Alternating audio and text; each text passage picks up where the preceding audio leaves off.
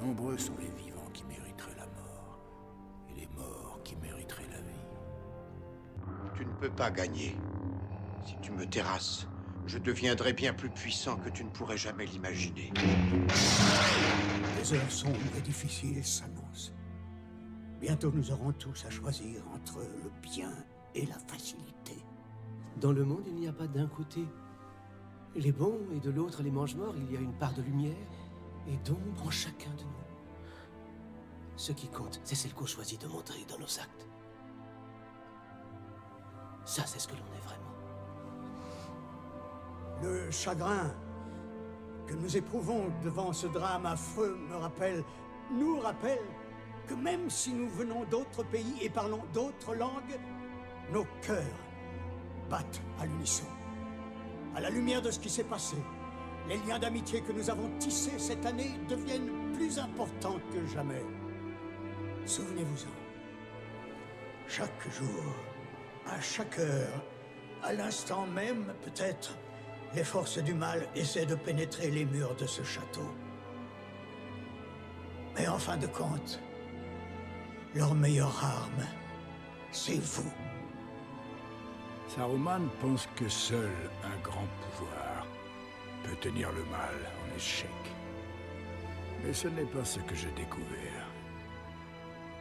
Je crois que ce sont les petites choses, les gestes quotidiens des gens ordinaires qui nous préservent du mal. De simples actes de bonté et d'amour. C'est vous qui êtes faible. Vous ne connaîtrez jamais la mort ou l'amitié. Je vous plains sincèrement. Même si une bataille nous attend, nous avons une force que Voldemort n'a pas. Celle qui mérite toutes les batailles. Comme tous ceux qui vivent des heures si sombres, mais ce n'est pas à eux de décider.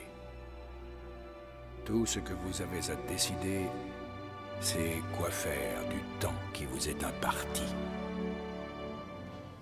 Je ne viendrai jamais du côté obscur. Je suis un Jedi, comme mon père l'avait été avant moi. Nous allons nous battre. Et c'est vous qui mourrez.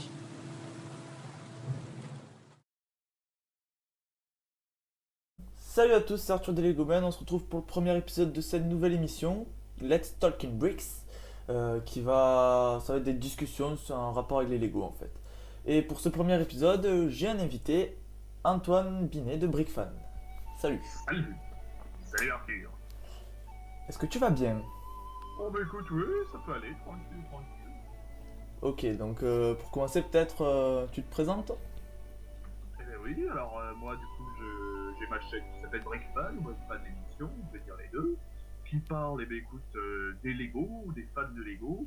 Moi je suis spécialisé sur les Lego à licence, c'est-à-dire les Lego adaptés de films ou de livres, comme Star Wars ou Le Seigneur des Anneaux. Et puis le concept de l'émission, eh bien c'est tout simple, on prend les sets sur un thème en particulier, et puis on analyse ce qui va pas dans les boîtes, des défauts, des trucs un peu bizarres, un peu absurdes, des figurines moches, et puis on essaie de rigoler avec ça, de faire des gags, d'apprendre des choses de temps en temps, de réfléchir un peu, mais surtout de s'amuser. D'accord. Comment était venue l'idée de cette chaîne? Eh bien écoute, moi j'ai fait des études de cinéma, d'audiovisuel. Du coup je me suis dit que faire une émission, des petits podcasts sur internet, ça pourrait être une façon un peu sympa qui coûte pas cher de se faire connaître. Donc voilà, je me suis dit, allez, faisons une émission sur le web. Et je me suis dit, qu'est-ce qu'on pourrait choisir comme thème? J'aurais bien aimé prendre un thème où j'étais vraiment spécialiste, hein, où je sache parler du sujet. Je me suis dit, bon, c'est vrai que les Lego, je suis spécialiste, c'est un sujet atypique, mais c'est vrai que je connais les bois, je connais l'origine de tel ou tel truc. Et je me suis dit, bon, allez, on va voir, peut-être que ça intéressera du monde. Ok. Et qu'est-ce qui te plaît dans les Lego en fait? Pourquoi t'adores ça? Eh bien, question difficile. Hein. Je pense que moi j'aime bien les Lego, j'aime bien adapter des films, des choses comme ça. Je pense que tous les films, quand on voit les vaisseaux, les personnages, c'est quelque chose qui nous attire. On a un petit peu envie que ça fasse partie de notre monde, mais finalement ça reste un film, quoi, quelque chose que tu te passes en vidéo sur l'ordi ou sur la télé. Et c'est vrai qu'avoir certains vaisseaux, certains persos en Lego, ça devient un peu palpable. Tu peux vraiment t'amuser avec les véhicules ou les personnages de tes univers, et tu peux vraiment les toucher, les démonter, faire autre chose. Et c'est vrai que les Lego sont plus sympas que juste un jouet ou une maquette classique. C'est vrai que ce côté démontable, on peut construire, on déconstruit. C'est super amusant. On peut vraiment se faire des petites scènes, on peut exploser le vaisseau, le réparer, on peut vraiment se projeter très loin dans l'imaginaire. Ok. T'es plutôt collectionneur ou créateur dans les Lego, toi? Oh, moi je suis plutôt collectionneur. Je suis pas créateur parce que j'ai pas le temps. Faire un peu de mock, de my own creation, ça nécessite souvent d'avoir un stock de pièces détachées, donc de détacher, de déconstruire certains de ces sets. C'est vrai que moi ça m'ennuie un petit peu de devoir tout démolir parce que je sais que de toute façon j'aurai jamais le temps de le reconstruire.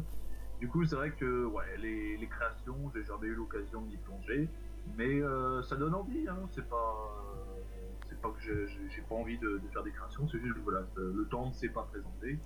Et c'est vrai que j'ai plutôt voilà, le collectionneur, celui qui voit un set, qui dit oh, il est bien celui-là, allez hop, on se le prend et voilà. Ouais, moi aussi je suis plutôt collectionneur. Sur ta chaîne, tu as déjà fait Lego Seigneur des Anneaux et Lego Star Wars. Qu'est-ce que tu penses faire après? Et bien, ce qui est en préparation, le Brickfan 7, ce sera sur Indiana Jones. Donc voilà, Super. on reste dans l'univers cinéma, hein, c'est le but. Je pense qu'il y aura jamais un Brickfan sur les pompiers, sur la police ou sur Ninjago. Je vais pas rester dans le cinéma, Indiana Jones, peut-être Harry Potter. Comment ça se déroule la conception d'un épisode de Brickfan? Eh bien écoute, il y a beaucoup de choses en fait qui se passent dans la tête. C'est-à-dire déjà je trouve mon sujet, je commence à réfléchir, je passe beaucoup de temps à réfléchir juste dans ma tête. Donc, quand je me balade dans la rue, quand je fais dans la vie de tous les jours, je réfléchis un petit peu à la tête qu'aura l'épisode, qu'est-ce qu'on pourra dire dedans. Et puis après, faut l'écrire. Donc voilà, l'écriture ça prend un peu plus de temps maintenant parce que je sais que l'émission est un rythme assez particulier qui arrive à bien enchaîner les parties gags, les parties explications, que ce soit pas trop déséquilibré, que ce soit pas trop réservé uniquement aux fans de Lego. Donc c'est vrai que l'écriture prend plus de temps qu'avant. Avant c'était juste voilà, on balance le plus de bêtises possible sur les sets. Là maintenant j'essaie de restructurer un peu tout ça, donc c'est une meilleure figure. Et puis après, on se met au tournage. Alors l'ordre, ça dépend un peu de l'emploi du temps. Des fois je commence par tourner l'émission en plateau, c'est-à-dire je monte mon décor avec ma table et mes boîtes derrière, je me prends une bonne journée où je filme en train de présenter l'émission, et puis après clairsemé parmi tout le temps qui me reste, c'est le tournage des scénettes, donc des petits sketchs avec les amis à droite à gauche. Donc là on appelle, on dit est-ce que demain après-midi, t'es libre, on se fait ça, ou plutôt en général, c'est est-ce que dans 2 semaines, t'es libre pour telle date. Et à ce moment-là, voilà, on tourne les petites scènes, et ensuite, c'est le montage, donc on importe tout dans le logiciel, on assemble l'émission, puis on voit ce qui marche pas, s'il faut recouper des bouts, s'il faut retourner des choses. Et puis ensuite, les effets spéciaux qui prennent beaucoup de temps, enfin les effets spéciaux c'est un bien grand mot, mais c'est tout ce qui est le titrage, les génériques, des retouches d'images sur des Lego, parce que c'est souvent que je filme sur fond vert ou sur des choses comme ça afin de mettre un décor un peu plus sympa derrière. Et voilà, donc une fois que tout est fini, on exporte et puis on met sur YouTube et on attend de voir les réactions des copains. Quelle est la vidéo dont tu es le plus fier d'avoir fait? Ah, la plus fière, eh bien, pour le moment, c'est l'épisode 14 sur le Faucon Millennium. J'avoue, j'en suis assez satisfait. J'ai des petits conflits avec le dernier là sur le retour du roi. J'étais un peu agacé de certaines choses que j'ai pas pu faire. J'ai mis beaucoup de temps à le finir, donc j'étais très fatigué quand je finissais. Du coup, j'avais un autre regard sur lui. Je me mettais à plus du tout l'aimer. Mais ouais, après, je les aime bien tous à leur échelle. Mais bon, après, disons, c'est vrai que je suis assez fier pour l'instant de l'épisode sur le Faucon Millennium, parce que je trouve que c'est un bon équilibre entre un côté vraiment explicative, c'est-à-dire les gens apprennent des choses sur l'origine de Star Wars, sur les coulisses de la saga, et le côté Lego, je trouvais que c'était assez bien équilibré, j'étais assez satisfait de l'écriture, ça s'enchaînait plutôt bien, et voilà. Mais voilà, il n'y a pas d'épisode que j'aime pas, voilà, je bien. Maintenant que ça fait 2 ans que je fais ça, il y a certains, je trouve qu'ils ont beaucoup vieilli sur la technique, sur les choses comme ça. Mais je me dis, bon, voilà, faut le reprendre dans son contexte. À l'époque, c'était sympa, maintenant, on peut faire mieux. Et voilà. Ok. Ton bilan pour l'année 2015 chez Lego Star Wars? Alors, mon bilan, il est un peu faussé puisque je n'ai pas encore vu les 7 sur Star Wars épisode 7, puisque je me cache un petit peu parce que je veux rien savoir des films avant d'y aller. Donc du coup, j'ai pas encore regardé les Lego. Enfin, j'ai vu de loin, donc je sais à peu près ce qu'il y a, mais je les ai pas analysés. Après, je me souviens plus trop ce qui est sorti au mois de janvier. Je crois qu'on avait la navette, c'était la partie navette impériale, l'empereur, tout ça. C'était une année sympa. Je trouve qu'il y a encore pas mal de produits qui sont trop chers encore. Ça, je pense que tout le monde est d'accord là-dessus. Notamment les sets intermédiaires, des sets un petit peu petits, comme les Snow Leader ou les choses comme ça qui sont vraiment très très chers pour ce que c'est. Bon, les gros sont toujours à peu près au même prix, les petits sont toujours à peu près au même prix. Mais les moyens, ouais, je trouve que ça devient vraiment n'importe quoi. Il y a certains sets qui sont beaucoup trop chers pour ce que c'est. Ok. T'as acheté un Lego cette année? Plusieurs? Eh bien, oui, j'ai dû en acheter, je me souviens plus exactement, pas beaucoup, hein. Là je me restreins un petit peu puisque je dépense mon argent pour un peu autre chose en ce moment. Mais on m'a offert la navette impériale, que j'ai pas encore ouverte parce que je vais faire une vidéo spéciale dessus de déballage. Et puis je pense tous les Battle Packs, j'avoue que j'ai craqué, je trouvais qu'ils étaient vraiment chouettes cette année avec les Stormtroopers Shadow, les gardes du Sénat. J'ai beaucoup acheté de petits, mais il y en a certains qui me tentaient bien, comme la salle du trône de l'empereur, mais j'ai pas acheté parce que voilà, j'estimais que c'était beaucoup trop cher pour ce que c'était, et qu'au final, une fois que j'aurais monté, je le ficherais dans un placard et puis j'irais bosser, et je reverrai juste en vitrine, et est-ce que ça en vaut vraiment la peine. Moi personnellement, j'ai craqué que sur le T16 Skyhopper cette année. Ah oui, on me l'a offert le. Ah ouais. C'est sympa. Tu l'aimes bien aussi? Oui, je l'aime bien, les figurines sont cool, à part le rat. Le rat, ouais. Ah, ils nous ont bien eu là, c'est du rat.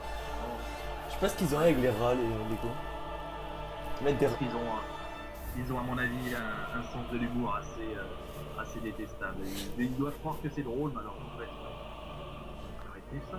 Voilà, on reprend, petit problème technique, on reprend. Autre question, où est-ce que tu te situes dans la communauté Lego YouTube francophone? Dans la communauté de Lego, c'est-à-dire comment je me situe Si t'es... je sais pas comment expliquer mieux la question, mais... si tu penses que t'es plutôt vers le haut, ou plutôt vers le milieu, ou plutôt vers un niveau de notoriété. C'était ça. Ah, de notoriété alors je crois qu'en chaîne YouTube française, en termes de statistiques, je crois que je suis celui qui a le plus d'abonnés. Donc a priori sur ce point-là, peut-être que je suis en haut. Je crois qu'il y a quelques chaînes francophones qui doivent avoir un peu plus. Je crois que Nico71 a beaucoup de monde qui le suit.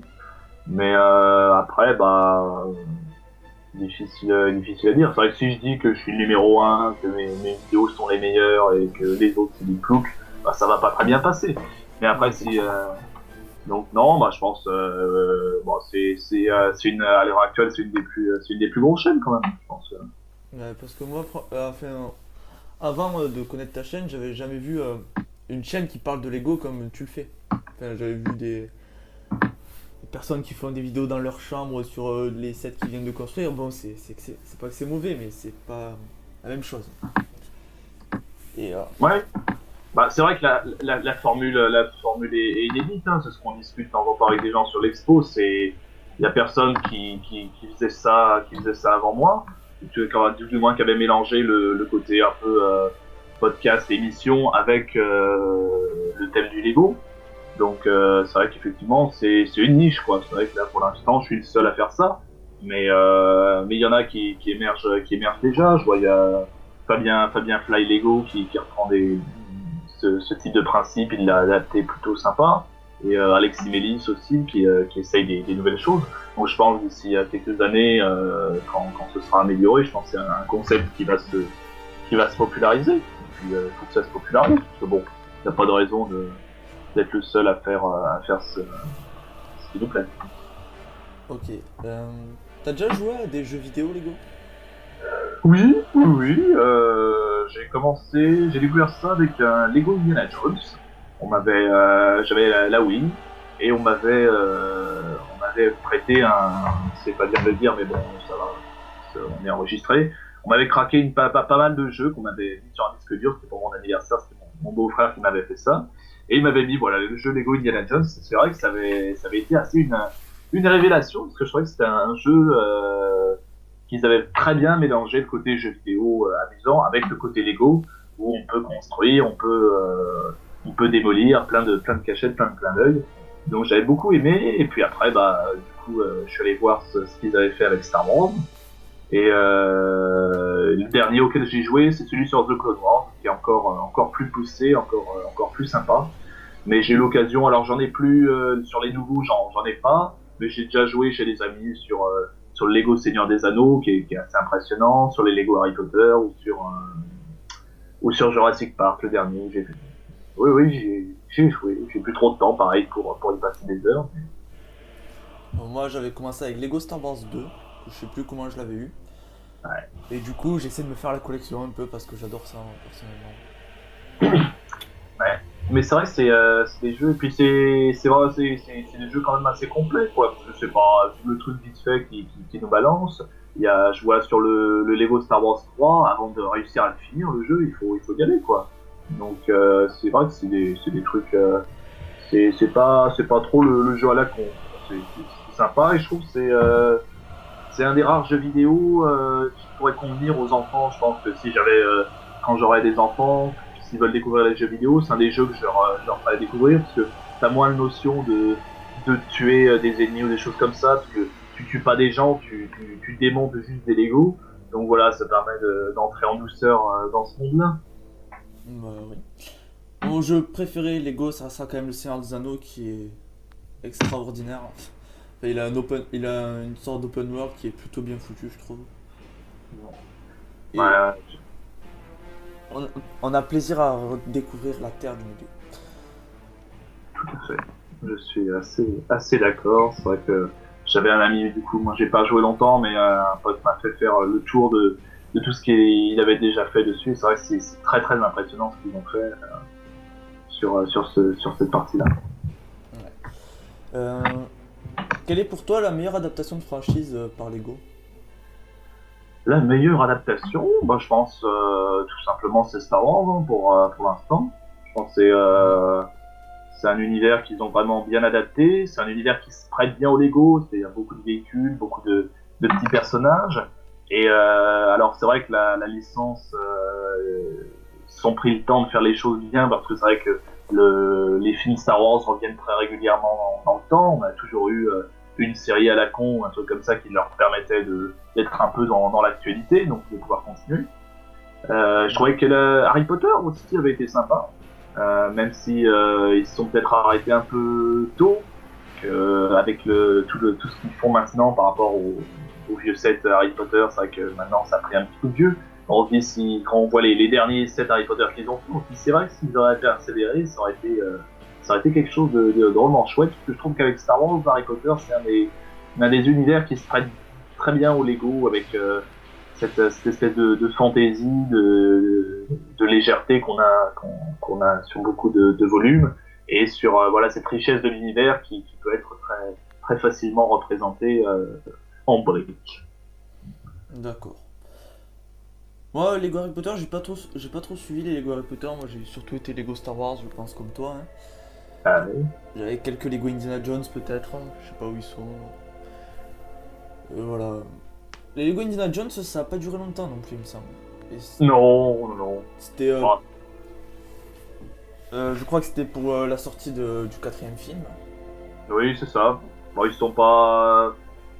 À la fois, ça a été vite fait bien fait, on va dire. C'est-à-dire que Indiana Jones, ça reste quelque chose de culte, mais c'est pas non plus une saga à la hauteur de Star Wars ou du Seigneur des Anneaux. Ils se sont fait plaisir, ils ont fait 15-7. Bon, ça nécessitait pas forcément beaucoup plus, et puis ce qu'ils ont fait, ça reste quand même des sets assez sympas pour l'époque. Donc c'est vrai que ça a été une gamme éclair, mais est-ce que ça valait la peine d'y aller un peu plus? Pas forcément, je sais pas. Contrairement à Lego Seigneur des Anneaux, que là ils auraient dû y aller un peu plus, franchement. Non. Absolument. Voilà, si tu m'as demandé quelle était la meilleure licence, tu pouvais me demander quelle était la pire, là je t'aurais répondu voilà, le Seigneur des Anneaux, il n'y a pas de souci. Parce que ouais, vraiment c'était l'exemple d'une saga très très culte avec un énorme potentiel qui a été torché en un nombre ridicule de sets. Et dont les 7, à part 2 ou 3, franchement, ça casse pas 3 pattes à un canard. On sent que c'était, comme je t'avais dit dans la vidéo, dans la conclusion sur le Retour du Roi, un truc vite fait, mal fait, histoire d'être dans la vague au moment où sort le film, et puis après, on replie tout et salut, au revoir, rideau. C'est quand même marrant que Lego Seigneur des Anneaux soit à la fois la pire gamme et la meilleure gamme en jeu vidéo. C'est un peu bizarre.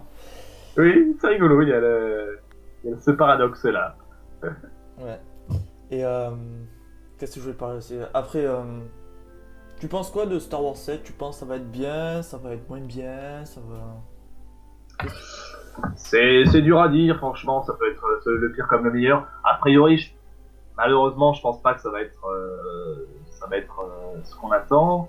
On peut dire quand même que ça a été traité avec respect. Dans le sens où c'est pas Disney qui s'amusait à faire n'importe quoi au vu des bandes annonces ou des retours de tournage, je dis ça, puisque le film est encore sorti. Mais voilà, il y a un certain respect de l'œuvre qui a été mis en place, plutôt un respect des fans qui vont devenir le public, sur reprendre les méthodes de marionnettes, de maquettes, de choses comme ça, des petits clins d'œil. On sent que voilà, ils sont pas franchement torchés avec le sujet.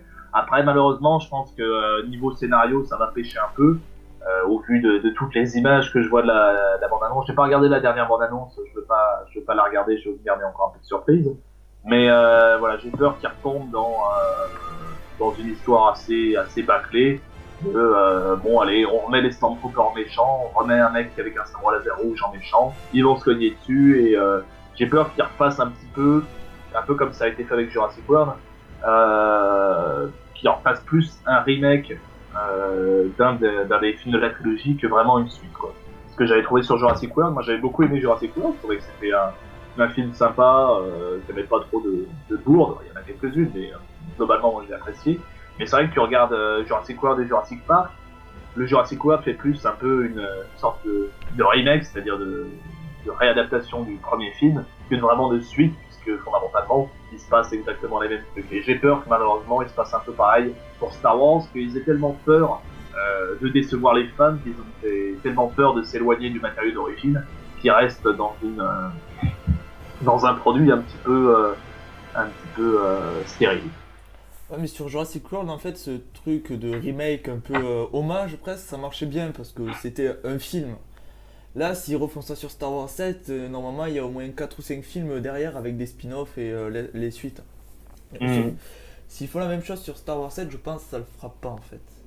Sur Jurassic World, ça marchait bien, je veux dire, c'est un film de divertissement, pas Star Wars. Ah bah là, mais on sait pas trop vraiment à quoi s'attendre avec Disney, qu'est-ce qu'ils ont vraiment derrière la tête, si ils ont pris conscience de ce qu'ils avaient acheté ou si pour eux c'est un business comme un autre, on va essayer de faire les choses bien, mais ça reste quand même un film et un spectacle qu'on va vendre. Je sais pas trop comment est-ce qu'ils se positionnent là-dessus. Puis Star Wars 7, ce qui me fait un peu peur, c'est que dans les 3 bandes annonces, et même la dernière, on n'apprend pas tant de choses que ça. Je veux dire, on n'a même pas une idée du début de scénario en fait. Ça me gêne un peu. Ouais, bah ça c'est un peu normal, hein. Je pense que s'ils veulent que de toute façon que les gens aillent voir, je pense qu'ils ont peur aussi que ils entretiennent l'esprit de mystère, c'est-à-dire mais qu'est-ce qui va se passer, bah faut aller voir le film, mais ils ont peut-être aussi peur que à la moindre chose qu'ils lâchent du scénario, qu'ils se retrouvent avec certains fans qui disent ah non, si c'est ça l'histoire, j'y vais pas. Ou je pense que voilà, ils entretiennent le mystère, ils veulent que les gens aillent au cinéma et soient surpris. Donc ça, c'est le but des bandes annonces. Hein. Ça arrive pour Star Wars, c'est particulièrement le cas, surtout le premier teaser qui est assez, qui en devient presque comique tellement il révèle peu de choses, tellement c'est 3 bouts de plans disséminés qu'ils ont mis avec des doigts en milieu, que c'est un peu, ils vont un peu loin dans le teaser. Moi j'ai peur avec Star Wars 7, enfin avec la saga Star Wars, qu'ils fassent un petit peu comme Marvel en fait, que Disney a aussi racheté. C'est-à-dire le maximum de films pour le maximum d'argent. Mais je pense pas qu'ils le feront autant avec Star Wars qu'avec Marvel. Mais ça risque de finir comme ça, je pense. Non, ça risque de finir comme ça, et à mon avis, s'ils voient que les gens viennent et achètent, ils vont au contraire aller encore plus droit dans le mur. Et je pense que c'est quelque chose, ça fera un peu d'argent, les films auront un peu de succès, mais globalement, ça restera un peu épuiser une licence, la suruser comme ils font actuellement avec Marvel. Voilà, enfin, je pense qu'on est un peu d'accord là-dessus pour ça. Ouais.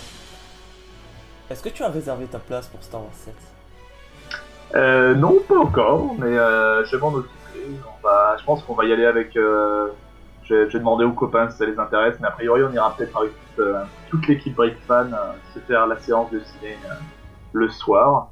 Je pense qu'on fera ça à Limoges, tranquillement. On n'ira pas une avant-première à Paris ou quoi que ce soit. Je pense qu'on sera tranquille chez nous. Oui. Qu'est-ce que je voulais poser après comme question Les suites de Star Wars 7, t'es chaud ou t'es pas chaud? Enfin, je sais pas, normalement il y a 5 films prévus jusqu'en 2021 par là. Il y a 2 spin-offs et les 2 suites après Star Wars 7 je crois. Star Wars 8 et 9. Bah, les suites, c'est normal, parce que de toute façon, Star Wars, ça va par trilogie, donc s'ils font un 7, je leur dois pas de faire un 8 et un 9, c'est un peu un tout. Mais ouais, les spin-offs, je pense que ça va vite me gonfler.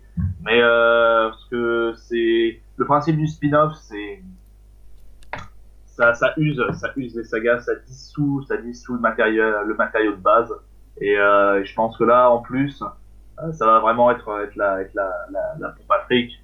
Je vois, et puis au bout d'un moment, ça a peu d'intérêt de développer des détails, redévelopper des choses. Tu noies un peu ton produit de base. On voit avec 13, la bande dessinée 13, où il y avait voilà une saga, je crois que c'est sur 9 bandes dessinées. Et maintenant, que l'histoire est terminée, ils se lancent pareil dans des spin-offs et ça en devient comique parce que c'est un personnage qu'on a vu dans la saga qui va être fait par un volume et tu sais que jusqu'à la fin, ils vont sortir des BD sur un personnage en particulier. Et là, ça va être un peu pareil pour les films. Et je pense que le spin-off, ils seront c'est ce qui se passe aussi sur Marvel, ils seront assez vite limités en termes d'écriture de scénario. C'est-à-dire que comme ils savent qu'ils doivent pas trop dépasser sur l'histoire générale, ils n'ont pas énormément de liberté pour faire tout ce qu'ils veulent avec. Et s'ils font trop de liberté à vouloir se lancer toute une saga dans la saga, ça risque d'être un peu compliqué parce que ils risquent de créer voilà des espèces de sous-sagas, de sous-cycles qui seront un peu perturbants pour celui qui voudra découvrir Star Wars. Est-ce que tu as regardé la série Star Wars Rebels? Non, pareil, j'ai pas eu le temps. Je me suis regardé le premier là l'an dernier quand c'est sorti, mais j'ai pas eu l'occasion de continuer parce que voilà, je suis pas non plus très accro aux séries qu'ils avaient fait. Je crois que c'est un peu du même genre que les spin-offs, même si ils ont choisi un format un peu différent pour pas faire concurrence au film. Mais je sais que voilà, Clone Wars, je m'étais assez vite lassé et je me suis dit que voilà, Rebels, j'avais pas la hargne pour continuer, donc peut-être qu'une fois je me téléchargerai toutes les 2 saisons là et puis je terminerai. Mais après le premier épisode était sympathique, hein. C'était pas mauvais, mais c'est pas folichon non plus.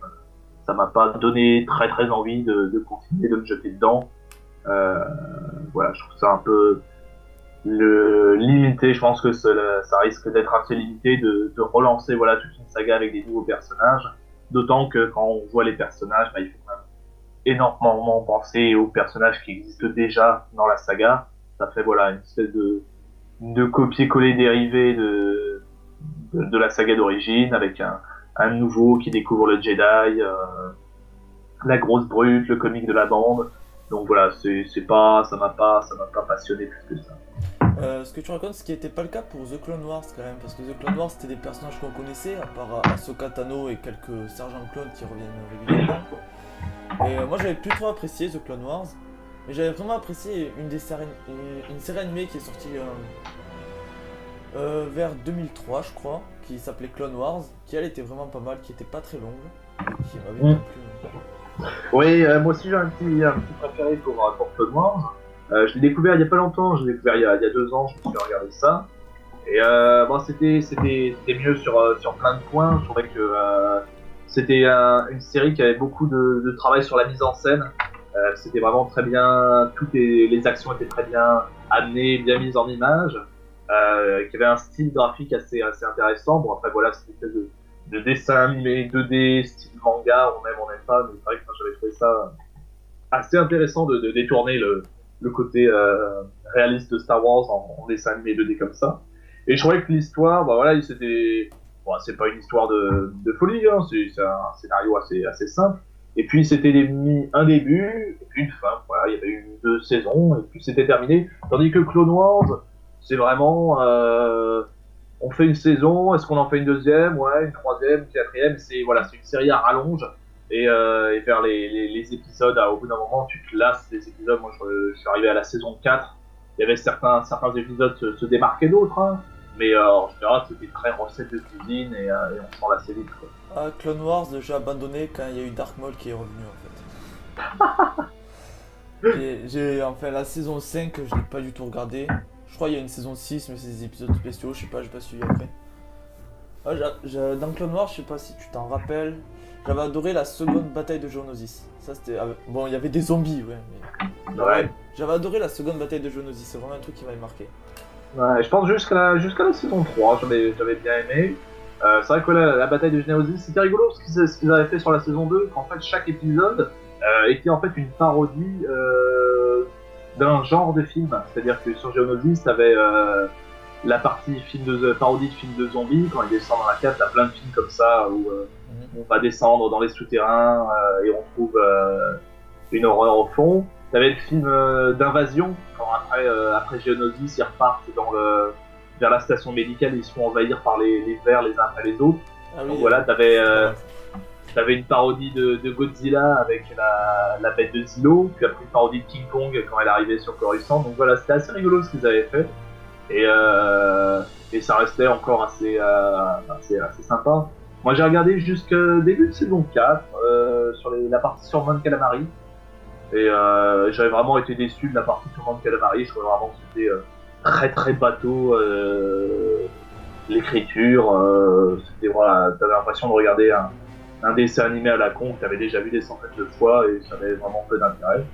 Mais et c'est dommage parce que je trouvais que l'approche esthétique de The Clone Wars là en film d'animation qui était assez atypique avec c'était un film d'animation un peu différent parce qu'on avait les textures des modèles 3D c'était pas vraiment en général ce qu'on fait sur les Pixar, sur les choses comme ça, les textures des personnages sont assez photoréalistes, c'est-à-dire on a limite ils ont pris des photos pour coller sur la peau. Là, sur Clone Wars, ils avaient toute la colorisation était avec des effets de peinture, de traces de pinceau, même sur les visages. Je trouvais ça assez intéressant. Et même au niveau de la lumière, c'était vraiment visuellement très chouette. Et c'est dommage que, voilà, une fois de plus, comme pour beaucoup de films ou de séries, l'histoire et le scénario n'étaient pas du tout à la hauteur de tout ça. D'ailleurs, pour en revenir à la bataille de Mon Calamari, même si elle était plus courte dans la série animée Clone Wars de 2003, elle était bien mieux, je trouve, moi, personnellement. Dans la série animée de 2003, ils avaient inventé pas mal de trucs sur les mondes Calamari. Avec des espèces de vers géants, je sais pas. Ça, c'était les trucs des droïdes, je sais pas, mais c'était plutôt pas mal. Ouais, il y avait des trucs rigolos, et puis des petits détails. Genre, je me souviens que dans la version 2D, donc la Clone Wars, les sabres laser sous l'eau, ils faisaient plein de bulles, enfin, ils vomissaient. Et quand ils en ont refait dans The Clone Wars, c'est juste le sabre reste juste normal sous l'eau. Donc un espèce de petit retour en arrière comme ça, je trouve ça dommage parce qu'il y avait idées rigolotes, que voilà, le sabre laser sous l'eau se met à agir différemment. Et pour Clone Wars, il tire des lasers sous l'eau, enfin, c'est des détails, hein, ça, mais voilà, je crois qu'il y a un manque de créativité, un manque d'imagination et de mise en scène sur The Clone Wars. Et le film qui était sorti au cinéma, je crois, The Clone Wars, t'avais plutôt apprécié? Bon, à l'époque, j'avais apprécié, parce que j'étais petit, j'avais 14 ans. Bon, c'est la même chose que la série, c'est ce qu'ils ont dit, hein, ils ont fait le film parce qu'ils trouvaient que les 3 premiers épisodes de la série étaient chouettes. Donc en gros, le film, c'est juste 4 épisodes qu'ils ont remonté un petit peu pour que ça fasse un long métrage. Mais sinon, c'est le même esprit, quoi. Mais en voyant le film, bon, ça égalera jamais un Star Wars, quoi, en termes de mise en scène et puis d'écriture. Bah oui. Et t'es plutôt prélogie ou trilogie chez Star Wars? Un peu comme tout le monde, je suis trilogie, mais c'est vrai que la pauvre prélogie, elle prend bien cher un peu de partout. Moi, j'ai grandi avec la prélogie, donc c'est vrai que j'ai moins la révulsion qu'ont certains qui crachent vraiment pendant des heures sur cette prélogie. Mais voilà, maintenant que j'ai fait un peu des études de cinéma, des choses comme ça, je trouve voilà que Lucas a un peu raté son coup sur cette prélogie, sur cette préquelle. Au moins, voilà, il l'a fait comme il voulait. Pour lui, c'était ça l'histoire. Donc bon, c'est vrai que si nous on n'aime pas, tant pis pour nous. Mais c'est peut-être mieux que s'il avait voulu absolument faire coller absolument avec l'esprit de ce qu'il avait déjà fait. Là, c'est vrai le ton a changé sur pas mal de trucs. Donc au moins, voilà, il a pris le risque de changer, de faire ce qu'il voulait. Et c'est vrai que bon, tant pis si les autres n'aiment pas, mais voilà. Et oui, effectivement, non, la prélogie, pareil, je trouve trop peu de travail sur les dialogues, qui restent assez bateaux. Et puis sur l'histoire, finalement, qui reste voilà, la genèse de Dark Vador. Finalement, l'histoire, quand tu analyses vraiment le synopsis, comment est-ce qu'il est devenu Dark Vador, c'est pas ouf comme histoire. C'est pas... Je pense qu'il y avait des gens qui mouraient d'impatience de savoir comment est-ce que Dark Vador était apparu. Je pense que voilà, ils ont peut-être été quand même assez déçus de l'explication, quoi, qui reste quand même assez simple, quoi. C'est pas un scénario extraordinaire, quoi. Alors moi, j'ai grandi avec les deux en même temps. En fait, j'ai découvert tout Star Wars d'un seul coup. Et la trilogie, j'aimais bien pour son côté un peu plus familial que la prélogie. Et la prélogie, je l'adorais pour les effets spéciaux surtout, en fait. Parce que c'était vraiment... Avec Jurassic Park, les premiers films avec autant d'images de synthèse. Et moi, tout à fait. J'avais adoré La Revanche des Sith, moi. La Revanche des Sith fait partie de mes Star Wars préférés. C'est peut-être mon Star Wars préféré, même. Ce qui est génial. Venons-en un peu au Seigneur des Anneaux, les films, toi, tu les as tous adorés? Du Seigneur des Anneaux? Ou les livres Oui, tous. Après, c'est un peu difficile maintenant de juger, puisque c'est des choses que j'ai regardées quand j'étais... c'est vrai que moi, quand j'étais jeune directement, pour moi, je trouvais que c'était parfait, qu'ils étaient géniaux. Peut-être que si je les découvrais maintenant, je retrouverais plus de défauts. Mais pour les avoir rematés encore et encore, je trouve que ça reste quand même la trilogie du Seigneur des Anneaux, une saga cinématographique assez impeccable, quoi. Vraiment très, très maîtrisée d'un bout à l'autre, et ça tombe pas trop dans des clichés énervants, quoi. Disons que il y a beaucoup de choses classiques, c'est-à-dire de trucs qu'on trouve souvent dans le cinéma, mais voilà, il n'y a pas de grosses bêtises, de choses agaçantes.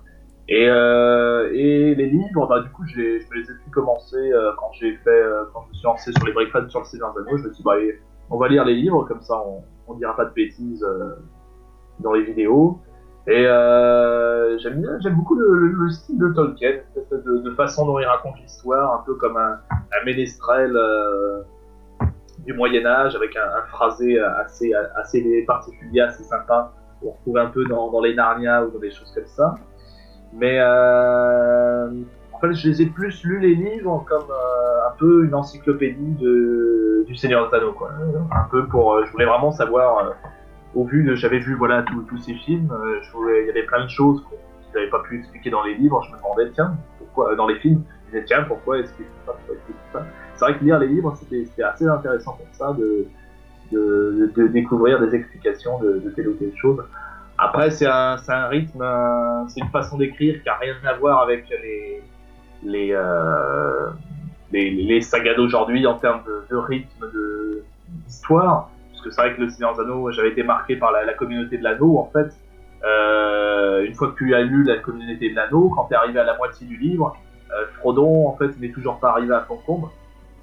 Donc en termes de répartition d'action, c'est très rigolo. Le Seigneur des Anneaux, si c'était adapté au cinéma maintenant, les scénaristes s'arracheraient les cheveux, de dire mais vous êtes fous de passer autant de temps pour des détails ou de rajouter tout ça après la fin. Donc voilà. Mais voilà, j'ai apprécié le Seigneur des Anneaux en livre. Faut se l'enfiler. Et en film, ouais, ça reste un de mes fondements cinématographiques. Moi, personnellement, en livre, j'ai lu que la communauté de l'anneau parce que j'ai pas les autres, c'est très con. Donc, je me lance un jour. Et après, j'avais commencé à lire Le Hobbit, et après avoir vu les films, et moi, les films, je les ai pas trop aimés. Enfin, c'était sympa de retrouver l'univers du Seigneur des Anneaux, mais après, le reste. Bah, je pense que Le Hobbit, ça va être un petit peu comme ce qu'on disait tout à l'heure sur la prélogie Star Wars et les puristes. Il y aura ceux qui préféreront le Seigneur des Anneaux et ceux qui aimeront bien Le Hobbit. Bah, c'est vrai que là, pour le coup, Peter Jackson a encore plus raté son coup que George Lucas pour le coup. Parce que ouais, c'est vrai que le Hobbit n'arrive pas à la cheville du Seigneur des Anneaux pour tout un tas de raisons. Et c'est vrai que ça reste une soupe assez fade, ce Hobbit. Surtout pour 3 films de 3 heures. Exactement. Le Hobbit, ouais, bof, en fait, c'est vide. Enfin, j'avais déjà vu Le Seigneur des Anneaux quand j'étais petit, mais c'était pas rentré dans mes films préférés directement. Et c'était après avoir vu le premier Hobbit, puisque j'avais à peine 11 ans quand j'ai vu le Hobbit au cinéma, j'avais 11-12 ans. Mm-hmm. Et du coup, c'est ça qui m'a fait aimer l'univers du Seigneur des Anneaux, mais pourtant, je suis pas fan du Hobbit, c'est assez étrange comment ça s'est passé. Ouais. Mais ouais, je pense que c'est... Je sais pas trop, c'est dur de définir. Je pense que c'est une saga, la trilogie du Hobbit. C'est une trilogie qui s'est laissée un peu bouffer par tous les clichés hollywoodiens qui sont présents dans tous les blockbusters. Une trop grande part accordée aux effets spéciaux, un trop grand délire dans les effets spéciaux, dans les effets 3D, pour en oublier un petit peu l'histoire. Et encore une fois, voilà, une certaine lourdeur dans l'écriture des dialogues et l'action. Ouais, et en fait, je pense peut-être, si Peter Jackson avait fait le Hobbit avant le Seigneur des Anneaux, ce qui était prévu à la base, je crois, peut-être on aurait moins eu cet effet. Enfin, même si le Seigneur des Anneaux aurait été resté culte, le Hobbit serait mieux passé, je pense. Parce que tout ce qui se passe dans le Hobbit, en fait, on sait comment ça va se terminer. La plupart des grosses actions marquantes du film, on sait comment ça va se terminer dans le Seigneur des Anneaux. Oui, c'est vrai. Ça gâche un peu aussi. Alors, c'est le principe des préquels. C'est vrai que dans les préquels, t'as le côté, on va raconter ce qui s'est passé juste avant. En général, dans les préquels, ils mettent aussi une histoire dedans, des actions qui se passent. On voit sur les Star Wars, il y a quand même si la prélogie amenait sur comment est-ce qu'Anakin est devenu, il y avait beaucoup d'histoires sur les séparatistes, des choses vraiment inventées de toutes pièces, c'est-à-dire j'ai du mal à expliquer ça, des choses nouvelles qui n'étaient pas obligées d'être là, la matière du film. Et c'est vrai que pour le Hobbit, l'essentiel, on sait comment ça va se finir dans le Seigneur des Anneaux, et le reste, la matière restante du film, bah, ça reste le voyage d'un Hobbit qui rencontre tel ou tel personnage. C'est vrai que l'histoire n'est pas forcément plus passionnante, ne tient pas forcément la route face à l'histoire après du Seigneur des Anneaux, quoi. Ça fait un peu, c'est la structure, voilà, du livre qui est assez, ça fait conte initiatique, ça fait un peu Odyssée d'Homère. C'est vrai que c'est pas, il y a moins de batailles, de choses comme ça. Il y a quelque chose moins épique, juste un petit voyage. Et c'est vrai que les gens qui voient ça disent, le préquel du Seigneur des Anneaux, ils voient juste Bilbon se balader tranquillement avec Gandalf et les nains, bah, peut-être c'est vrai qu'ils ont peut-être été un peu déçus. Et toutes les autres intrigues parallèles, bah, ils savent comment ça va se terminer dans ces anneaux. Je pense que il doit y avoir un peu des déceptions de ce côté-là. Ouais, mais contrairement à la prélogie de Star Wars par exemple, dans la prélogie de Star Wars on savait pas grand chose de ce qui se passait avant en fait. On savait juste qu'il y avait une république, qu'il y avait plus de Jedi et que Dark Vador c'était Anakin Skywalker. C'est la seule chose qu'on savait. Et dans le Hobbit, il y a plein de petites histoires, par exemple je pense au Hobbit 1, les histoires des trolls, qui nous est raconté dans le début du Seigneur des Anneaux. Donc on sait exactement comment ça va se passer, plus ou moins. Ah oui. Il y a pas que ça, il y a plusieurs autres histoires qui se passent comme ça. Et le Hobbit, surtout, je pense, Peter Jackson s'est trompé de ton. Enfin, surtout avec le 3, il a voulu faire passer le Hobbit pour le Seigneur des Anneaux, en fait, avec beaucoup d'épiques, des batailles et tout. Ça, c'était surtout dans le 3, dans le troisième film. Et c'est un peu dommage. Peut-être. Ouais, bah disons. Non, vas-y. Oui. Non, bah oui, non, bah, de toute façon, à chaque fois, je fais que je regarde pas la même chose. Oui, c'est vrai que le ton était. Après, ça aurait pu marcher hein, de mélanger un petit peu, de réussir à garder un petit peu d'épique pour que ça fasse pas trop différent du Seigneur des Anneaux. Je crois que sur la première partie, sur le premier film, ça marchait plutôt bien, le mélange épique avec la reconquête des nains, le côté hanté de Thorin, ça marchait, ça faisait pas ridicule. Mais c'est vrai que c'est allé un peu loin sur le 3, et puis c'était épique sans vraiment l'être, quoi. C'était le côté grand public et bestial de l'épique, c'est-à-dire des batailles avec des chants grégoriens à fond la caisse ou des mouvements ralentis. Voilà, c'est pas ça forcément qui faisait le succès du Seigneur des Anneaux, quoi. Je pense que ce qui a manqué au Hobbit, je pense à mon avis, c'est aussi beaucoup d'attachement au personnage. Thorin, à mon avis, il n'y a personne qui s'y est vraiment attaché comme il a pu s'attacher à Aragorn. Le Hobbit, finalement, je pense que beaucoup de gens sont attachés au personnage de Bilbon, mais finalement, son rôle est un peu écarté dans le troisième. Donc c'est vrai que on a du mal, en fait, je pense, l'alchimie ne prend pas parce que les personnages, en fait, pour résumer, puisque je pense que certaines personnes ils ont peut-être aimé, et les personnages, on s'en fout un peu de ce qui leur arrive, quoi. Donc, oui, surtout Bilbon, on s'en fout de ce qui lui arrive parce qu'on sait qu'il va survivre, quoi qu'il se passe. C'est ça. C'est le problème de beaucoup de préquels et de prélogies et de spin-off, des trucs comme ça, c'est on sait que le personnage principal va survivre ou va mourir, on sait ce qui va se passer, quoi. Voilà. Et au début, le Hobbit ne devait pas être réalisé par Peter Jackson. Il devait être réalisé par Guillermo del Toro, qui a fait Pacific Rim notamment, Le Labyrinthe de Pan, que j'ai pas encore vu. Et peut-être une autre vision que celle de Peter Jackson, ça aurait peut-être été bien. Eh bien, oui, mais de toute façon, Peter Jackson ne voulait pas reprendre les rênes. Il avait vraiment pas envie de se replonger là-dedans, de refaire pareil, de devoir comparer. Et ouais, ça avait atterri entre les mains de Guillermo del Toro, et sous la pression, une fois encore, des majors, de New Line, de la Warner, Peter Jackson a été contraint un peu de reprendre le flambeau. Et il y a une légende un peu urbaine, une théorie qui dit que, voilà, que peut-être que Peter Jackson a été tellement saoulé de devoir reprendre ça, qu'il s'amusait un peu à saboter ce Hobbit en faisant un petit peu n'importe quoi. Et c'est vrai que quand on compare ces œuvres, quand on voit un autre film de Peter Jackson, comme par exemple King Kong, bon, c'est vrai qu'il a été fait peu de temps après Le Seigneur des Anneaux, mais on retrouvait un certain dosage dans l'écriture du scénario, dans les dialogues, on se retrouvait le côté assez propre, assez maîtrisé du Seigneur des Anneaux dans King Kong, tandis que là, vraiment, pour le Hobbit, alors ce qui s'est écoulé, il s'est même pas écoulé 10 ans entre le Retour du Roi et le premier Hobbit, on a vraiment l'impression de dire, mais il y a les mêmes scénaristes, le même réalisateur, le même directeur photo, les mêmes choses, comment est-ce que ça peut être si différent? Et c'est vrai qu'il y a une théorie qui voit que Peter Jackson s'est dit, ok, vous voulez que je fasse? Très bien, vous allez en chier.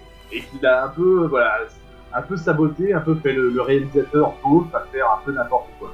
Donc, je sais pas trop, je trouve ça la théorie assez rigolote, mais je sais pas trop ce que ça. Après, je pense pas que les boîtes de production elles ont été déçues de ça, elles ont quand même gagné beaucoup d'argent dessus, je pense. Ah non, mais je pense que les boîtes de prod elles sont ravies du Hobbit. Pour elles, à à mon avis, elles doivent être là. Mais oui, mais c'est ça le cinéma. Faut des méchants en 3D, ils se tapent dessus, on met des fausses morts pour faire croire que le méchant est mort, alors qu'en fait, non, il est encore vivant. Oh, ils doivent être très très contents du résultat final. Mais je pense que je trouve ça vraiment assez fou que l'écart de ton, l'écart de dosage entre Seigneur Zano ou King Kong ou Lovely Bones, qui est un autre film de Peter Jackson, et voilà ce Hobbit qui serait vraiment très formaté, très grand public, très cinéma hollywoodien, blockbuster américain. Ouais. Peut-être, je sais pas, puisque tu comptes faire des vidéos sur Lego Indiana Jones, bientôt parler d'Indiana Jones peut-être, pour finir la vidéo, je pense que ça pourrait être sympa. Eh ben écoute, oui, alors bon, Indiana Jones c'est une saga que j'aime bien, et puis là on va en parler parce que je trouve que c'est un sujet qui peut faire un break fan marrant. Après voilà, ça fait pas non plus partie des sagas, de mes sagas préférées, puisque ça reste quand même un peu comme les James Bond, c'est-à-dire c'est pas vraiment une saga, c'est plus une sorte de feuilleton avec plusieurs volumes. Mais c'est quelque chose c'est des films qui sont assez plaisants. C'est des films très modernes sur le rythme de l'action, sur le traitement des personnages, et on passe un bon moment en les regardant. On prend du plaisir à les revoir. C'est un bon duo, c'est une bonne alchimie entre George Lucas et Steven Spielberg. Oui, il y en a beaucoup qui ont gueulé sur le 4, mais moi, il m'avait bien plu le 4 quand j'avais vu au cinéma. Bon, j'étais petit aussi, j'avais 8 ans, mais même en le revoyant plus tard, j'avais plutôt apprécié. En fait, il y en a beaucoup qui disaient, ouais, il y a des extraterrestres, ouais, blablabla. Mais en fait, ça aurait été le délire d'un film qui se serait passé à l'époque du film, en fait. Avec des extraterrestres, avec des soviétiques.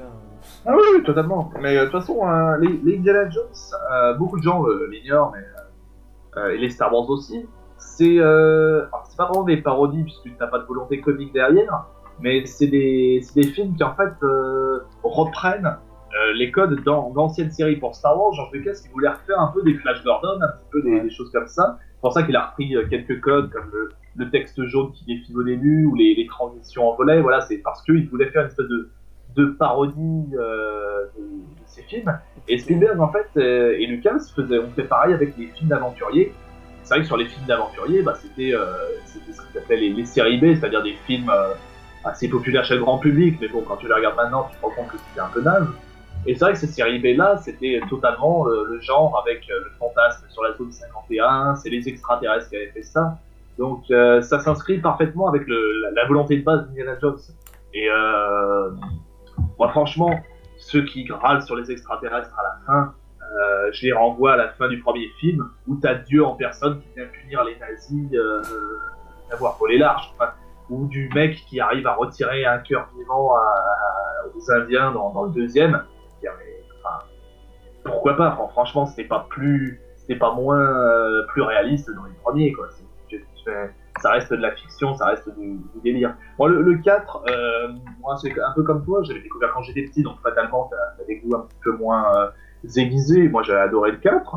Je pense que ce qui est un peu usant, c'est le côté gag sur la vieillesse d'Indiana Jones ou sur la paternité. Je pense qu'un peu comme Jar Jar Binks dans La Menace Fantôme, c'est peut-être un peu trop abusé de gag. Le méchant je pense Kate Blanchett n'arrive pas forcément à voir le personnage de Kate Blanchett, a du mal à rivaliser avec les méchants effrayants que tu pouvais avoir dans les premiers.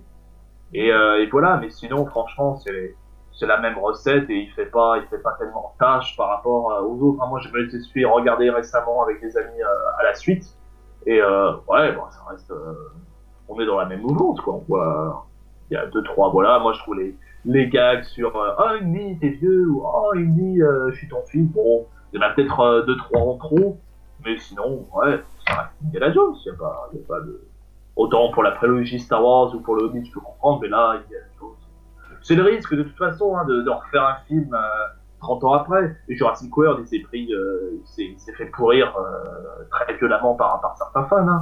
C'est le risque, dès que tu refais quelque chose que tu n'avais pas fait depuis longtemps, tu vas faire des déçus. De toute façon, peu importe ce que tu fais, il y en aura des déçus, parce que tu feras des choses qu'ils voulaient pas, tu feras pas des choses qu'ils voulaient, donc c'est un peu la loi du marché, quoi. Ça s'est beaucoup passé en 2015 au cinéma cette année quand même. Mad Max, Terminator, Jurassic Park, bientôt Star Wars. Ouh, ça commence à faire beaucoup là.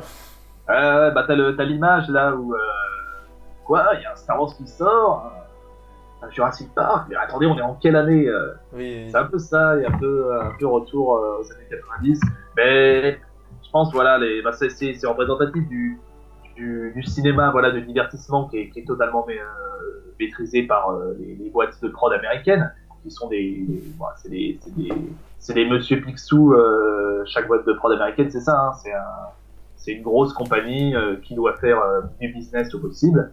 Et on sent, voilà, ils ont une certaine frilosité, ils veulent pas s'embêter à chercher de la nouveauté, à se lancer. De toute façon, la nouveauté et le succès, en fait, ne se créent pas. C'est-à-dire que Star Wars ou le Seigneur des Anneaux, c'est des choses qui ont eu énormément de succès, mais personne s'y attendait, quoi. Star Wars, quand ils l'ont fait, ils n'étaient pas en train de créer le premier succès de la Terre. Ils étaient juste en train de faire un film de science-fiction, la boîte de prod avec une hâte, c'est que le film soit fini pour qu'on passe à autre chose. Et voilà, c'est devenu un succès. Et tu peux pas vraiment prévoir, tu peux pas créer une saga de toutes pièces, tu peux pas créer un phénomène générationnel comme ça. Donc du coup, ils disent bon bah, on s'appuie sur ce qui existe déjà.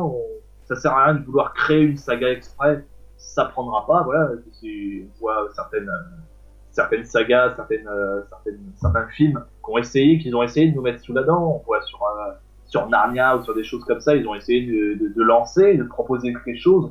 Mais on sentait que c'était vraiment la démarche de vouloir lancer une nouvelle saga et bah je sais pas, il manquait quelque chose. Alors, voilà, les sagas en général ça devient un culte, c'est un succès populaire, c'est-à-dire qu'on c'est pas quelque chose que les gens pouvaient prévoir en avance, c'est quelque chose qui se fait. Voilà, tu vois, Retour vers le futur, ça a eu du succès d'un coup, parce que les gens ont bien aimé, sont relayés l'info. Pareil pour Game of Thrones, pareil pour plein de choses. Et c'est très dur de créer un succès de toute pièce, hein. Dire allez, on va créer un succès. Et du coup, bah là, les boîtes de prod se disent bon bah si on peut pas en créer, bah on reste sur ce qui se fait avant. Donc on refait un remake à Terminator, on refait une 4e suite à Jurassic Park. On sait qu'on va gagner un petit peu d'argent, un petit peu plus que si on faisait autre chose. Donc allez, on y va, hein, tant pis. Ouais. Mais ça, enfin, ce qu'ils font, on peut le réussir comme on peut totalement le louper. Genre, le réussir, le dernier Mad Max, je sais pas si tu l'as vu, mais c'était plutôt réussi et presque autant à la hauteur que les premiers films. Parce que les premiers films, je les avais plutôt aimés, mais sans plus. Et après, il y a le cas Terminator, où là, on se plante complètement, on fait un bide monumental et tout le monde se fout de ce film. Bah ouais, c'est la loterie. Mais de toute façon, ils gagneront quand même des choses, parce que Terminator, au final, tout le monde dit qu'il est pourri, mais au final, tout le monde est allé le voir, tout le monde a payé son entrée, et la boîte de prod, bah, même si le film a fait un peu de succès, elle est rentrée dans ses frais, elle a fait un peu de bénéfice, donc que le film était pourri ou réussi, elle s'en fout un peu, quoi. En fait, juste parenthèse sur Terminator Genesis, là, il était pas à la hauteur, en fait, par rapport aux 4 premiers films. Qui sont sortis quand même entre 85 je crois et 2010 ou 2009 le 4e je crois. Il était sympa en fait, je veux dire c'est un bon divertissement mais c'était clairement pas à la hauteur des premiers films. Oui, enfin après moi les Terminator je les ai regardés assez tard, je les ai regardés je crois il y a 2 ans. Quand j'ai regardé le premier film, je me suis dit bon ça va, c'est pas non plus c'est pas il y en a beaucoup qui disent voilà ils ont pareil pour Alien ou pour des choses comme ça, ils ont ruiné la saga, ils ont brisé la saga, mais regardez les films de base, c'est pas non plus qui est épique. Tu regardes le premier Terminator, c'est l'histoire d'un robot qui veut tuer tout le monde et bah il se sauve pendant tout le film, c'est une poursuite. C'est vrai que faut aussi réfléchir aux matériaux de base avant de juger un remake. Tu regardes Jurassic World, moi je trouvais que voilà, c'était un film réussi au regard de ce qu'était Jurassic Park de base. Et c'est vrai que Terminator, bon bah, j'ai regardé le premier Terminator, je sais que bon, voilà, je n'attends pas non plus un film extraordinaire 30 ans plus tard en remake, quoi.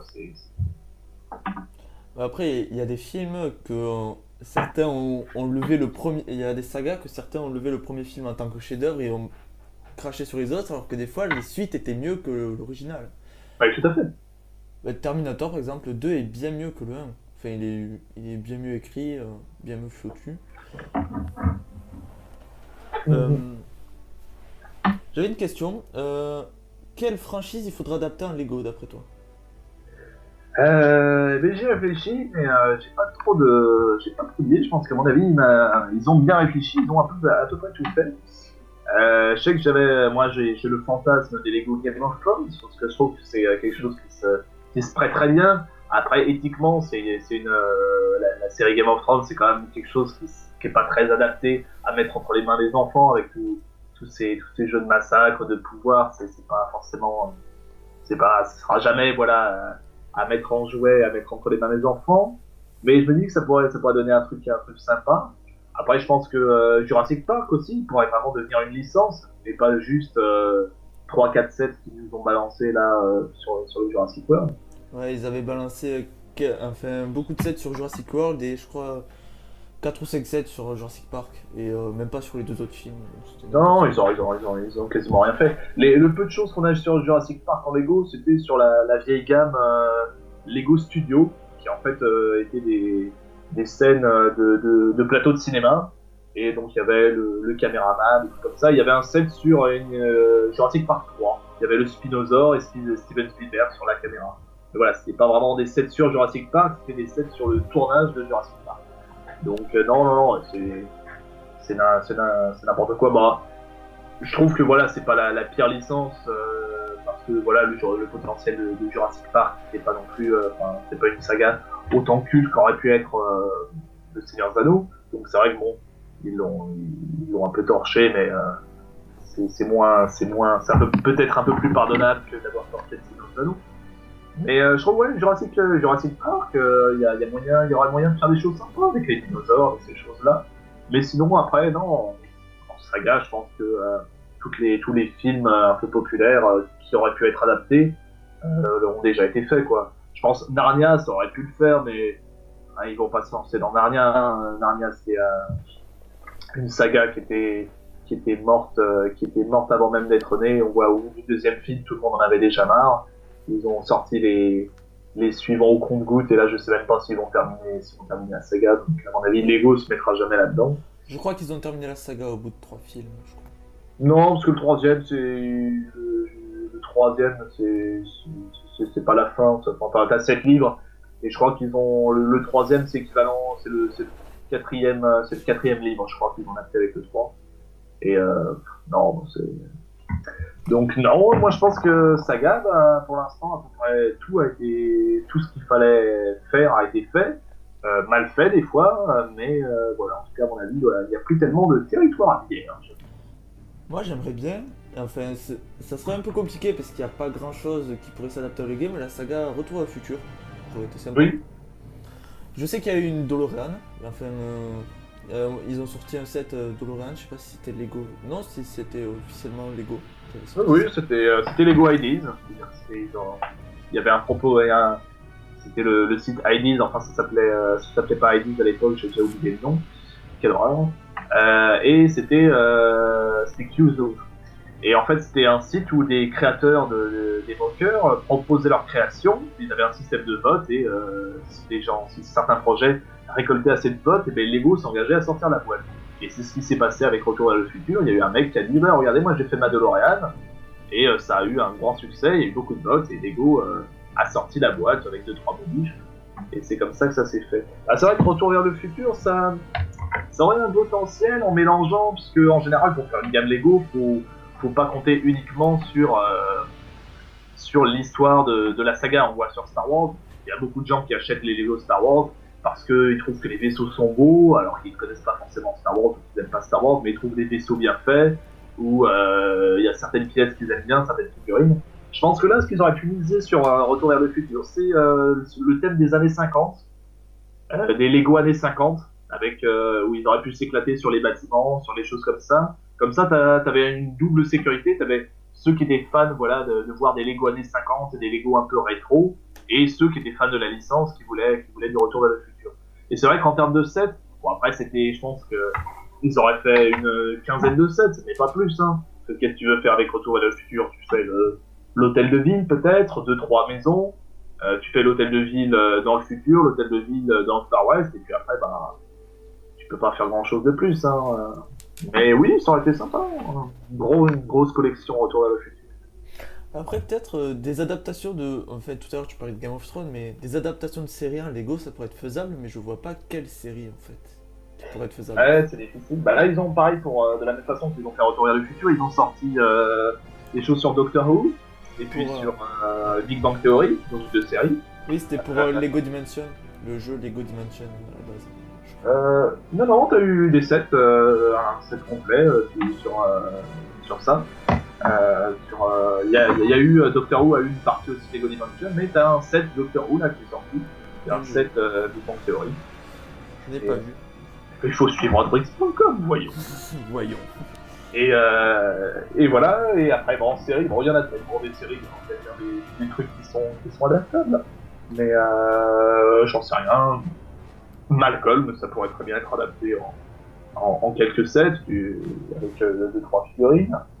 Bon, c'est sûr que moi, les séries que je regarde en ce moment, c'est vrai qu'elles sont pas trop, elles se prêtent pas trop à des Lego, parce que c'est des séries un peu violentes, comme Walking Dead ou Breaking Bad ou Game of Thrones. C'est vrai que c'est des séries, il y a un potentiel en Lego, mais tu sais que éthiquement, tu peux pas donner ça à des enfants pour jouer avec quand tu sais ce qu'il y a derrière ces histoires-là. Oui. Mais en série, je pense que t'as des tas de séries qui existent qui pourraient très bien se retrouver en Lego.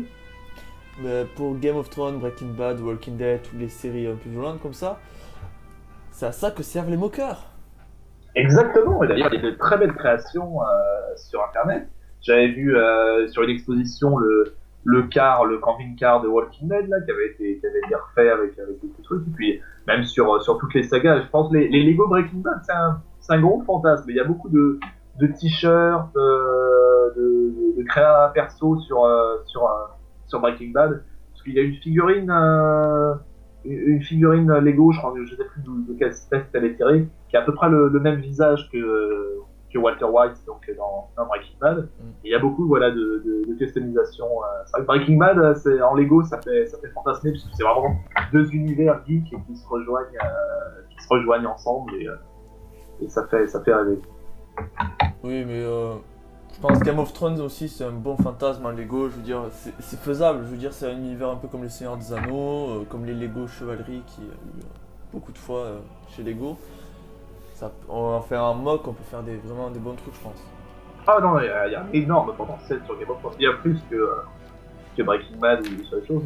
Mais je pense que Game of Thrones a tellement la réputation d'avoir du sexe, de la violence dedans, que c'est même pas sur les faits, c'est plus la réputation qui fait que Lego ne sera pas trop se mouiller là-dedans. Et parce que même s'il y a beaucoup d'adultes et de personnes un peu plus âgées qui jouent au Lego, ça reste quand même des trucs pour enfants. Hein. Tout à fait. Un peu cher, mais c'est un autre débat. Tout à fait, et je pense que, à mon avis, de la même façon que Lego c'est un jouet pour enfants, il faut, si on adapte des films, il faut choisir des films qui puissent plaire aux enfants, qui puissent qui leur sont adaptés au moins, enfin même pas adaptés, mais qui puissent être adaptés aux enfants. Et c'est pas le cas pour toutes les sagas. Je vois Indiana Jones parfois. Est-ce que vraiment c'était vraiment c'est parfois un peu limite. Et quand tu regardes là, tu vois que t'as des petits nazis en Lego, des choses comme ça. Tu te dis, mais est-ce qu'on n'est pas au bord de la frontière entre les gestes? Et c'est vrai que dans Game of Thrones, c'est très bien, mais bon, c'est un peu too much, quoi. Mais il y a des grandes sagas populaires comme ça qui seront jamais adaptées à Lego, ouais, genre. Les Terminator c'est quand même assez violent, les Aliens, les Predators, tous les trucs comme ça, c'est sûr, il sera jamais adapté à Lego. Et puis c'est pas assez culte, c'est pas assez culte c'est pas assez intergénérationnel. Je pense que t'as une génération Terminator, t'as une génération Alien. Je pense qu'il y a beaucoup d'adultes qui ne connaissent pas les Aliens ou les Terminator. T'as beaucoup d'enfants, d'ados qui ne connaissent pas, qui vont pas regarder. Tandis que c'est vrai que les Star Wars, t'en as un qui sort t'as une trilogie tous les 15 ans, donc forcément t'as au moins une génération qui connaît, qui se retrouve là-dedans. Sur le Seigneur des Anneaux, déjà c'est récent, et puis on a une nouvelle trilogie. Ça marche sur les Disney. Tu vois, les Disney, je trouve que c'est marrant que ce soit arrivé si tard, hein, les Lego Disney, et qu'ils en fassent si peu, parce que bon, ça, les Disney, tu sais que c'est tous les enfants, à un moment donné, les parents leur montreront à un moment donné les Disney, les emmèneront à Disneyland, donc ça, tu sais que c'est des valeurs sûres. Oui, il y a plusieurs trucs comme ça qui sont arrivés assez tard et qui pourtant... Et voilà, t'as des sagas, c'est facile. C'est ça, mais qui peut-être dans 20 ans seront plus du tout cultes, quoi. Peut-être que dans 20 ans, Pirates des Caraïbes. Tu bugs. Comment? T'as eu un bug là, j'ai pas entendu la fin de ta phrase en fait. À partir de quoi? Tu commences à parler de Pirates des Caraïbes là. Je ne t'entends pas. Allô? Ah, tu m'entends pas? Ah non, je sais pas, il y avait des bugs. Bah, j'ai pas une collection extraordinaire. Ouais, là, il me dit que la collection est un peu lente. Mais ouais, ça va bugger un petit peu. Bon, tu couperas au montage. Donc, non, mais je disais, voilà, bah, tu vois des sagas comme Pirates des Caraïbes, c'est vrai que c'est quelque chose qui avait beaucoup d'engouement à l'époque. Maintenant, c'est une saga qui est un petit peu oubliée, alors que des films continuent à sortir. Et ce sera peut-être pareil pour plein d'autres sagas. Tu vois, tu vois Alien, tu vois Terminator. C'est des choses qui sont pas assez, entre guillemets, éternelles pour que Lego se lance là-dedans et se fasse des produits dérivés dessus. Ouais. Bon, mais je pense qu'on a... Ça doit faire près de 40 minutes de discussion, je pense qu'on va s'arrêter. Ouais, moi je vois 1h20. Encore des bugs. Je suis au montage, mais il y a eu un bug là. On n'a pas entendu ce que t'as dit. D'accord, non, c'est que je pense qu'il est... moi j'ai 1h20 sur mon chrono. Ok. Bon, mais on va se laisser. Eh ben écoute, oui, bah, merci pour ce petit bout de discussion, c'était sympathique. Mais de rien. Alors bien sûr, si vous n'êtes pas abonné à la chaîne de Brickfan, vous y allez tout de suite, le lien dans la description ou sur l'écran, je sais pas encore. Vous pouvez aussi vous abonner à ma chaîne si vous voulez, bien sûr. Il faut. Et je vous dis à la prochaine pour une prochaine vidéo. Ciao! Salut!